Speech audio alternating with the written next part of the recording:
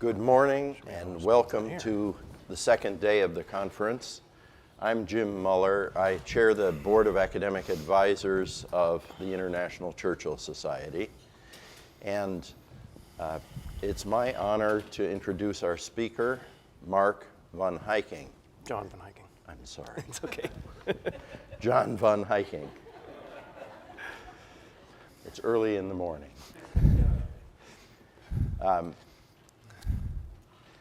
What we're going to do this morning is have a conversation about friendship. And I think it's a very suitable conversation for our morning because coming to these meetings and being together for several days in an interesting city with people who become friends over the years has enriched my life and that of several others in my family who have come almost as often. And for us to be together in Washington, D.C. with friends is a great pleasure, especially friends from a number of different countries. And John has written a book about friendship, which comes out of his study of classical political philosophy, but has been enriched and sharpened by study of Winston Churchill. And so we want to talk about that, about what friendship is. Now, it might seem odd in Washington, D.C. to be talking about friendship because often people think that most of those who are considered friends in Washington are just fair weather friends or friends for the sake of some useful purpose one hopes to get from being acquainted with them.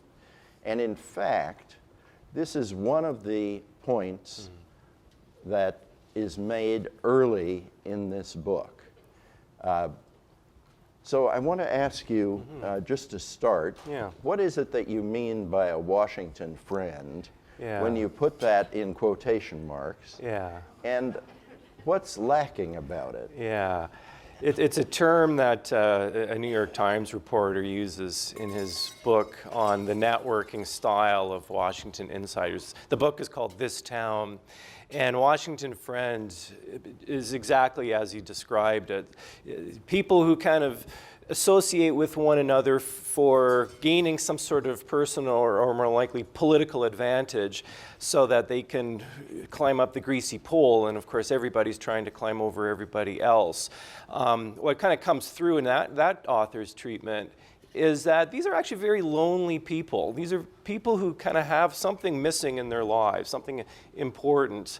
And in a way, the politics kind of reflects that. So it's kind of a lack of character to a certain degree that Washington Friend, as a term of irony, I guess, conveys.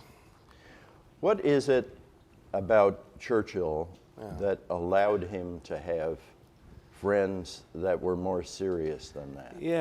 Well, Churchill was a great practitioner of the art of politics, and the art of politics, among other things, is a matter of reconciliation, a matter of making connections, a matter of creating teams so that you can accomplish great deeds. And of course, as we all know, Churchill took his art very seriously, especially at times when the objects, winning a war and so forth, were extremely serious. So you needed serious people to conduct serious things together, and he recognized the importance of alliances, of face-to-face communications and developing relationships that go along in the work of politics.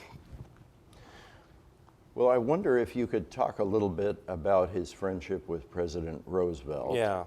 Because often there's a thought or an argument among academic historians anyway, that though Churchill wanted that to be a true friendship, it was really a kind of friendship of convenience. Yeah, I mean, certainly the argument, a lot of the argument is that they couldn't have been friends, just the personality clash. Roosevelt disliked the British Empire.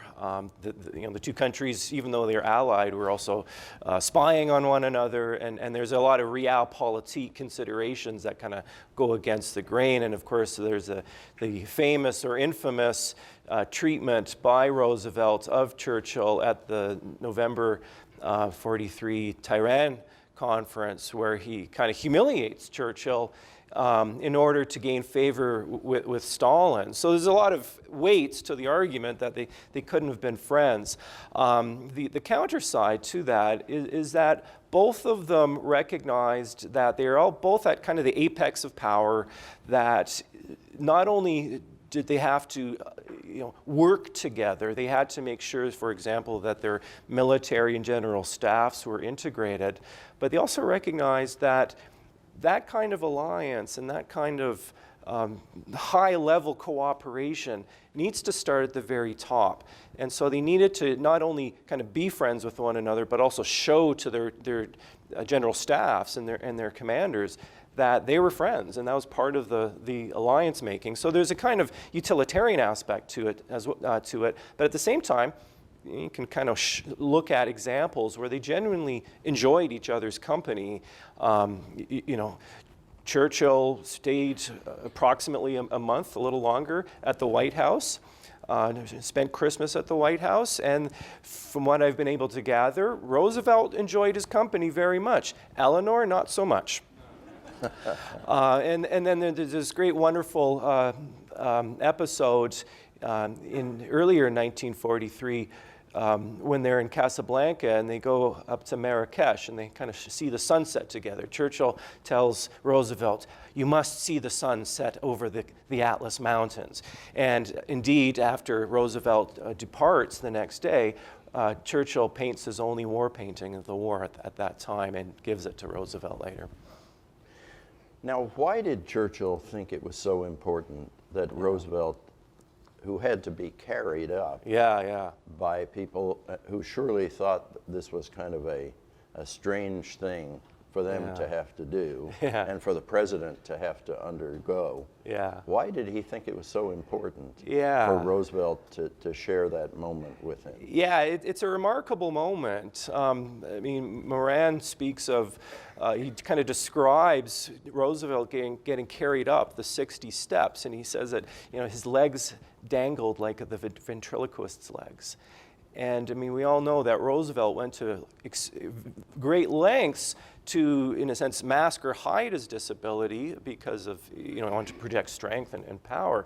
So at a very interesting moment, Roosevelt allows himself to be vulnerable for his friend. So why does Churchill want this? And in a way, I think what Churchill appreciated, and I think Roosevelt also appreciated, is that their friendship was one of a kind of, Churchill likes to describe not only his own friendships, but also those he treats in his histories, the great friendships as two lobes of the same brain, or two bodies of the same soul. He likes to use these almost quasi-romantic images to describe the union of minds and souls as people adventure together. And he certainly understood his friendship with Roosevelt along those same terms. And what he's kind of getting at, I think, is that part of that union of minds and souls is also a kind of shared intellectual vision, a kind of shared emotional bond where they can, they're both lovers of liberty and they can kind of see the furthest, as Churchill likes to say,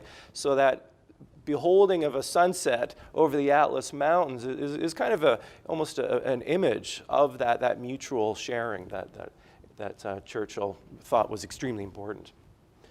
Now, one of the things that somebody might object to with your using Churchill as an exemplar of friendship was that often people who've written about him have considered him to be somebody who was so self-absorbed and not very good at sizing up other people that he was thinking about himself to the exclusion of really being able to be a friend.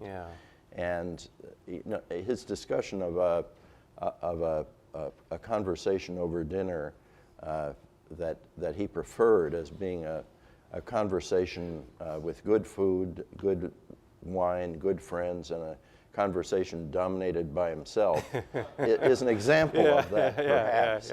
Perhaps. How would you respond to that sort of idea? Yeah, well, I mean, some have also mentioned that maybe he was not as dominating in his conversations all the time. But if you actually look at who he chose as his friends, I mean, Churchill had many cronies and many people in his network, but he had very few friends. You know, when Birkenhead died, he was devastated. Clementine says that he wept and he said, "I'm so lonely."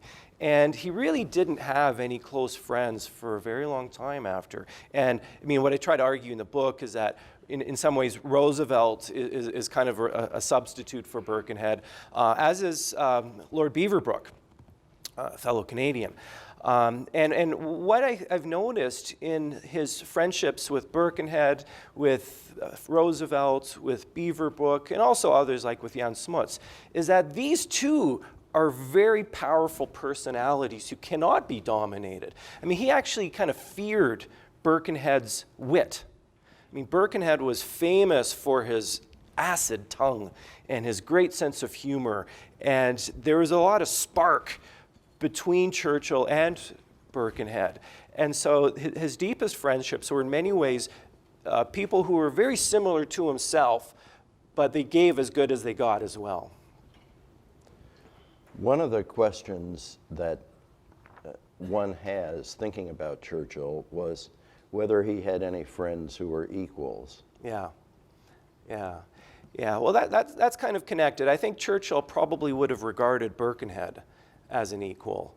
And at least in terms of, I mean, Roosevelt's a little bit complicated because obviously Churchill was wooing Roosevelt, and American power was, of course, very crucial for the British war effort. I think Churchill in some ways regarded him as a kind of junior friend in a moral stature.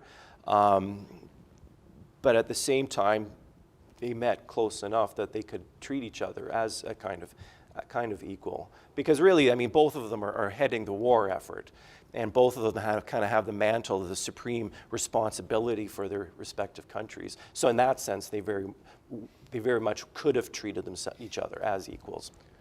What do you make of his being so intrigued, for instance, with Lawrence of Arabia or with Charlie Chaplin, say?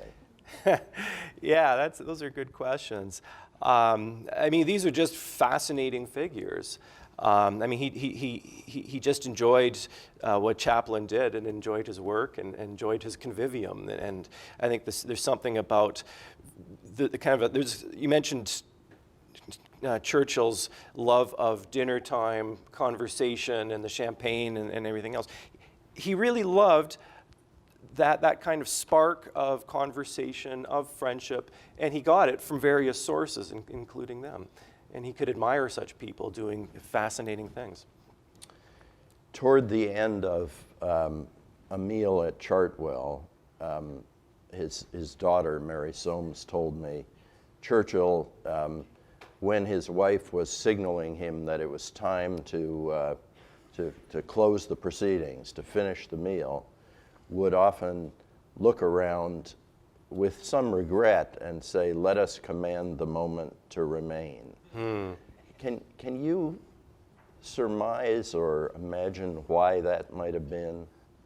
This is the dinner time conversation, much as you opened our session with the development over the years of friendships in gatherings like this. For Churchill, that really, I think in many ways, is the good life for him. That's what human beings are kind of at their happiest and most fulfilled, and they are together enjoying warmth with one another, enjoying a kind of civilized conversation. And I mean, Churchill is very much part of that British tradition of clubbable men. So in the sense that social clubs are a very important part of English history going back at least 150 years prior. I mean, he and Birkenhead founded the Other Club in 1911 because they couldn't get into the club, which was what Samuel Johnson back in the day had founded. Edward Gibbon was a member, Edmund Burke was a member. I mean, all of these notables. So that was just part of what it meant to be a civilized human being and one who's kind of could enjoy what life could offer, and that kind of convivium and sociability. Churchill was obviously a friend to many animals in his own eye. And I'm wondering what the range of friendship is that he explored and enjoyed. Yeah. I mean, to whom can one be a friend? Yeah. Well, in some ways, my book kind of treats that question in a narrow sense, kind of looking at the friends that he had with whom he worked with in politics, so kind of political friends. In fact, I purposely don't even go into the discussion of his friendship with his most important friendship with Clementine, because that just adds for me, that just added a layer of complexity for me that I just didn't want to touch. But at any rate, at least with his political friends, he was very interested in establishing friendships with people of stature, people who kind of enjoyed politics as a kind of serious game, both a game but a serious game. So there's a kind of magnitude of what they enjoyed. I wouldn't say that Churchill had a large range of friends. In that way, he took himself too seriously to have too many friends. Yeah, but those he did make, that those are important. His family was obviously very important to him, but does he think it's possible to be a friend in some way to one of his departed ancestors? Yeah. Well, he writes that biography of Marlborough in the 1930s, and I actually devote 2 chapters to that in the book, because I think in some ways that it's the consummate statement of his political wisdom. And at one point somebody, I think it was Mackenzie King, the Canadian Prime Minister at the time, he asked Clementine, how has Churchill changed? Did he learn anything by writing this book on Marlborough? And Clementine said, he learned to be patient. And now, if you can imagine, Churchill wasn't known for his patience, but he learned patience. And I think, in some ways, Clementine's response, I think, sort of both underscores, but in some ways doesn't quite grasp at what Churchill learned. He really learned the deepest meanings, moral meanings of what friendship is, especially in the example of Marlborough and his very good friend, Eugene of Savoy. And there you have 2 very good friends kind of running a pincer movement to try to defeat the Central European despot, who at that time was Louis XIV. And of course, it's very hard to not read Marlborough, the biography, as Churchill kind of taking notes of what needs to be done in a few years. And in that sense, one of the reasons why Churchill wrote that biography of Marlborough, not only for his own edification, but he wanted to save Marlborough's reputation from people like Macaulay. Macaulay was a great inspiration for Churchill for learning English history, but he dishonored Marlborough. And Churchill kind of writes that biography as a way of saving Marlborough's honor, kind of as an act of piety. And so he's kind of in conversation across the centuries with Marlborough, right? I think everybody in this room can appreciate how living history, or how Churchill regarded the deeds of the past as something to always be kind of in living communion with, and that always inspired him. And Marlborough is one of those examples. Marlborough had some very close friendships. Not just with Eugene, but with others in Britain and some foreigners as well. So of the domestic friends, Churchill treats Marlborough's network of friends as kind of the nucleus of what would become the modern English nation. And so he kind of treats Marlborough's time as a kind of hinge of when And of course, Marlborough, as John Churchill, he was instrumental in the Glorious Revolution, as many people know. So England had its revolution, kind of became a parliamentary democracy, but John Churchill, the Duke of Marlborough, was kind of the instigator of a lot of that, and in some ways the guardian of that revolution. So Churchill treats Marlborough as a kind of pivot point in English history, as somebody who turns England in many important respects into a modern nation. And in that sense, his Marlborough biography is also an English history. One of the arguments you make in your book is that Churchill seems to think or to understand that a political deed isn't actually done until it's shared with a friend. Yeah. And I wondered if you could Sure. explain that to us, because that's a rather unusual argument and an interesting one. Yeah, well, it kind of gets to his dinner time conversation, right? People like to talk. Well, what do they talk about? Well, friends, during the day they go off and do stuff, and in the evening they enjoy their wine, they enjoy their convivium at the dinner table, and they talk. And so in human action, there's a sort of, we do stuff, and then we talk about it. And that talking about it takes on numerous forms. And in the case, that's kind of a micro example. At the political and a historical level where you see that, is that, Churchill, as everyone knows, won the Nobel Prize for Literature. And as a writer, Churchill thought rhetoric was the soul of action. And so what that means is that it's not just the performance of deeds, but it's also the writing of the histories. It's the explaining of those deeds to put them into context. And in the Marlborough biography, it's very interesting. It's a very praising biography, and there are many proclamations of Marlborough's military and political genius. But there is a devastating criticism that Churchill makes of his ancestor, which is Marlborough just assumed that his deeds and his palace would speak for themselves. Churchill, it's a very important criticism. He says Marlborough should have written a memoir. And Churchill says of his own act of writing this book, I'm kind of doing my ancestor a favor, kind of completing the thought, completing the action, by explaining it finally. So in the sense that friends do things together and then they talk about it, in that sense, what Churchill's doing by writing the biography is he's kind of completing the project that Marlborough started.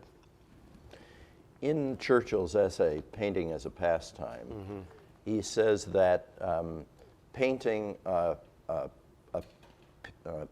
especially a large painting like one of the ones by Turner's, is a tremendous intellectual effort and achievement, partly because of the importance of memory. And he compares it, though, to many other kinds of things that one has to do that require many complicated steps and so on. And one of them is fighting a battle. Yeah. And he says fighting a battle is really less successful because the enemy keeps trying to interfere and mess things up. Is Churchill making some kind of a statement there about the difference between thinking or speaking and doing, which was, of course, a theme in his autobiography as well? Yes. Yeah, what's fascinating about that wonderful essay on painting is that it is kind of a metaphor for the art of a statesman and the art of a military leader. And of course, in his histories, when he's describing his own strategic oversight of the battle scene and the political situation, he frequently uses these artistic metaphors. So to have an oversight over the whole scene, right? That kind of notion. And of course, military strategists, not just Churchill, use that. I mean, he's actually, I think, drawing on a tradition of military strategists who speak that way. Clausewitz being one of them, kind of talks about the stroke of the eye and so forth. And the other thing that I found quite interesting about that painting is that, you know, Churchill quite often was criticized for being a big picture sort of person, but having no eye for details. And you know, whether or not that's true, at least in the painting essay, he shows how you need to attend to both. And painting is, I think, for him, I mean, on the one hand, painting for him is a kind of mode of contemplation that he could do when he wasn't, you know, had the burdens of office. So in that sense, it was kind of restful, but at the same time is also kind of using another part of his brain. But at the same time, it's also kind of reinforced, I think, some of the ways he thought about his art as a statesman. In his autobiography, My Early Life, he of course limits the span of his life he talks about to the time between his earliest memories and his marriage to his wife. And so an awful lot of that book talks about his military adventures, his early military adventures. And he also talks about some of his school friends and so forth. But above all, especially right at the beginning, he talks about his relations with his parents. Yeah. And he makes two remarks about one about each of his parents, and I'd be curious what your reactions to those are. One is that he says his relations with his mother, as he grew up and became a man, became more like those of a brother and sister than those of a mother and son. And of his father, he says many interesting things. Probably the most telling is that when he was a boy, his father seemed to him to have the key to everything worth having. But of course, his father always seems to have had a less than high impression of what was going to happen to the son. Yeah. And that leads, of course, much later to this essay he wrote after the Second World War, The Dream, in which he imagines a conversation he never was able to have with his father, but ends up failing to tell him what he did during the Second World War. Yeah. What do you think is the significance of that Yeah. of that essay, The Dream? Yeah, it's a really fascinating essay, and you know, there's a whole sub-industry of Churchill commentary that kind of tries to psychoanalyze him, and, you know, daddy issues and I suppose mommy issues as well. But what I read in that essay is actually the opposite. That actually represents that he was standing on his own 2 feet and really didn't need the validation of his father anymore. He didn't need to tell his father what he had done, because in some ways, not only was he standing on his 2 feet, but he'd surpassed Lord Randolph. In some ways, as he surpassed John Churchill. And that's a really interesting observation about his relationship with his mother, that now we were like brother and sister too. And I mean, that's always in everybody's life, that there's always these moments of when a child can be grown up enough and earn the respect of their parent that they can kind of regard one another more as equals now. Yeah, yeah. Well, you are a college professor, as I am, and I'm curious what your experience has been teaching Churchill to university students. Yeah. And I'm wondering about that, especially at a time when all of us have noticed that students are different and generations of students are different. And one of the things that has begun to happen is that when students walk out of the classroom after a class, often in our generation, they were talking to each other, making new friends, and having a conversation about what they had just been learning about in class. Yeah. And now, what typically happens is they walk out the door, turning on their cell phone and staring at it, and if they say anything, it's "excuse me," as they bump into somebody who is also coming into the classroom looking at a cell phone. I'm just curious, how do you teach them about conversation? Yeah. Well, in some ways, that's the big challenge. I mean, you read survey after survey that today's college students say they're more lonely, they're more anxious than previous students. And one of my motivations for studying friendship more broadly, not just Churchill, but kind of as a moral question, is that, you know, people kind of need to learn or maybe relearn the arts of friendship. And the nice thing about being a college professor is that I can kind of shoehorn them. They're kind of a captive audience. And they have to talk. They have to, you kind of have to initiate them into the arts of conversation over whatever's on the agenda for that day or what's on the course outline.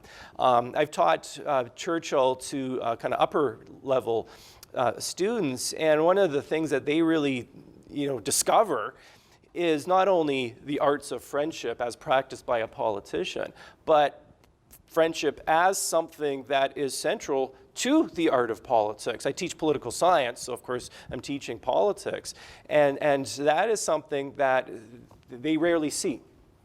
And so that's really neat. Then when they finally, you know, it's not everybody quite gets it, but when they do, it's sort of like, oh, aha. And then what I find especially gratifying is that then they become friends with one another, and then they graduate, but then they kind of have that, you know, you kind of hope, but lifelong friendships with each other afterwards. So it does happen, but you kind of have to nudge them. I have one last question for you, and then I wanted to save a bit of time for questions from the audience, because I found this a very, very interesting book, and there have been more than 1,000 biographies of Churchill, but there is no book like John's. So if you don't have it, there probably are still some in the bookshop. And there's one up here. This is what it looks like. But my last question to you is, your book has what might appear to be a strange title. Yeah. Would you tell us the title and explain it for us? Yes. So the title of the book is called Comprehensive Judgment and Absolute Selflessness. And then it's got a subtitle, Winston Churchill and Politics and Friendship. The main title is taken from a line from his biography of Marlborough, which kind of captures what he sees in Marlborough. And I'll just read the line for you, if I may. He says, "It is these qualities of perfect comprehensive judgment, serene in disappointment or stress, unbiased by the local event in which he was himself involved, this fixing with untiring eye and absolute selflessness, the problem as a whole that deserve the study and respect of soldiers of every age." So that's kind of right at the core of how he's reading Marlborough, and I think how he's reading himself. Well, you were a bold man to make that the title of your book. And I wish you well. Thank you very much. What questions are there? One from a Canadian. Yeah.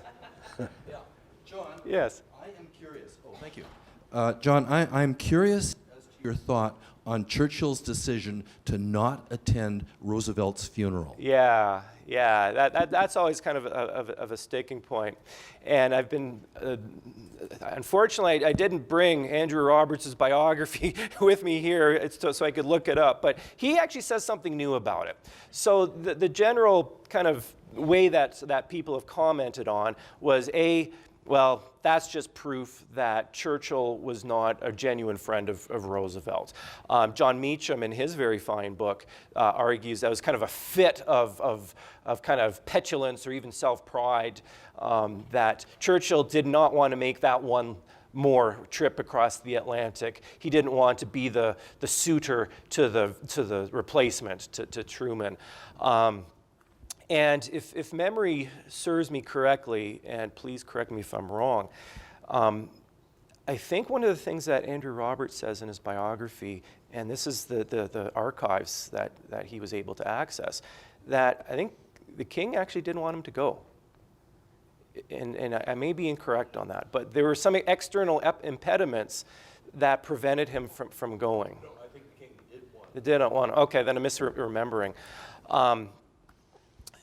Yeah, but there was something in that biography that kind of stuck out and said, well, that actually kind of works in favor of the argument that he was actually friends with Roosevelt, right? So if anybody has that biography in front of them, if you can look it up. Yeah.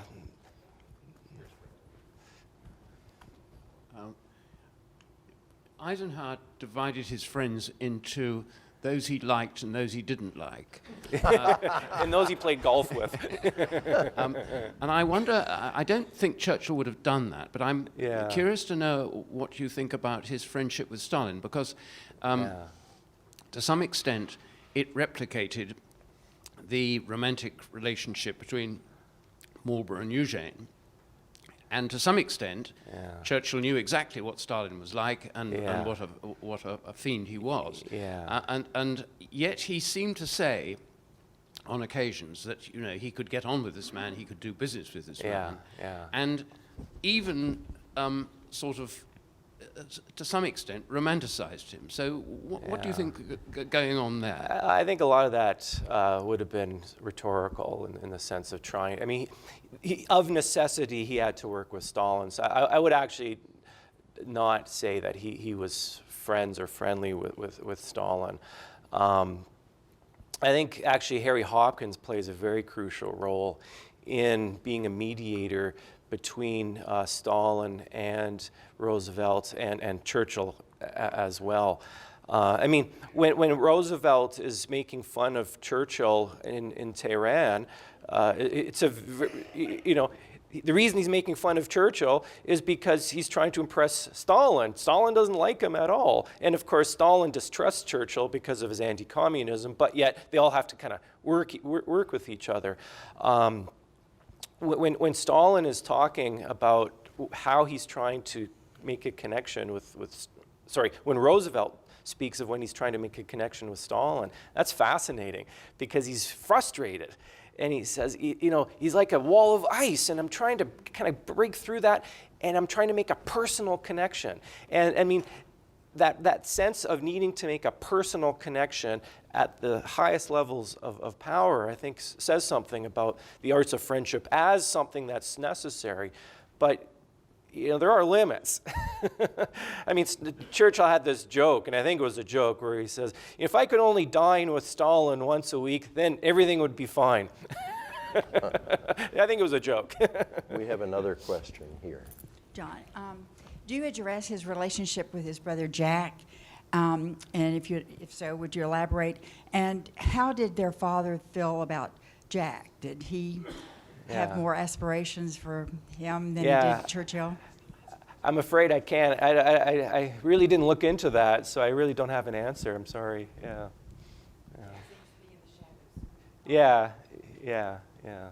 Well, it's hard not to be in the shadow. Well, I think we're just about out of time, but thank you so much. Thank you. And Thank you.